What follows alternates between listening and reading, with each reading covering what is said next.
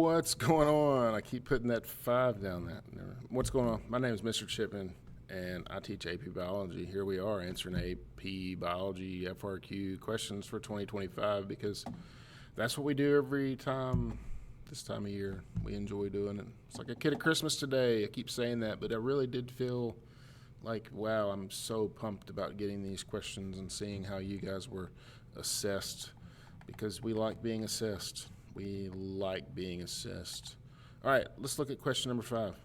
Question number 5 was not that bad, right? I feel like I did a live stream the other night, and I feel like I literally went through an enzyme pathway, and we're talking about it a little bit. So look, here we are, enzyme pathway. Figure 1 shows the reactions in a metabolic pathway used to synthesize amino acid B from amino acid A cells. And so we have A over here, we have B over here, and we have a whole little Lucky Charm sort of sequence here. And then that's all we have. Let's go to question A.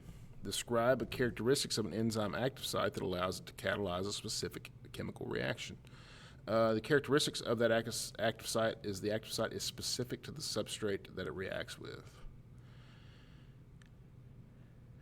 It has a particular shape, it has a particular chemical makeup, right, based on the amino acids that are there. And so it's going to, that's that idea of specificity.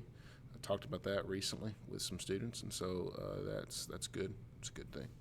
Part B, based on figure 1, explain how the binding of amino acid A to enzyme 1 is regulated by amino acid B. Interesting question. I like this one actually. So here you have amino acid A. It binds to enzyme 1. How is it regulated by B? Well, notice what B is doing. B comes over here, binds to enzyme 1, which shuts this whole thing off, right? Which is what that symbol means. Why would it do that? Well, what would happen if you didn't have amino acid B? If you didn't have amino acid B, then A would be able to bind to 1, causing this whole reaction, which would make B, which makes sense, right? The presence of B shuts down the need to make more B, which is like a negative feedback mechanism. When there's no B, we need to make more B.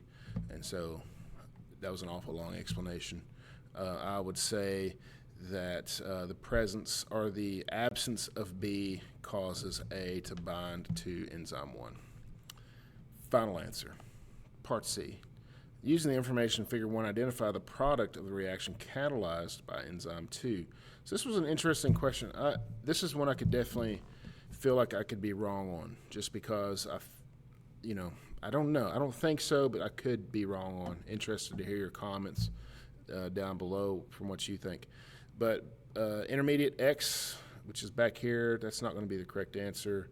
Intermediate Y or amino acid B. And so identify the product of the reaction catalyzed by enzyme 2. Enzyme 2 is catalyzing this reaction right here, right? Because you have a substrate, which is intermediate X, and the product is what we're looking for. Almost like tripped over myself there. Intermediate X is the substrate, binds to enzyme 2, and creates intermediate Y, right? So intermediate Y is the product of that reaction, which is then going to go bind to 3, which is going to make B. But the direct product of enzyme 2 is intermediate Y. Final answer, part D. Based on figure 1, explain how a change in pH could affect enzyme 3 in such a way that amino acid B could not be produced. Change in pH is going to change the active site of that enzyme, thus lowering its ability to function. That's all I'm saying there. Shape of a protein determines its function.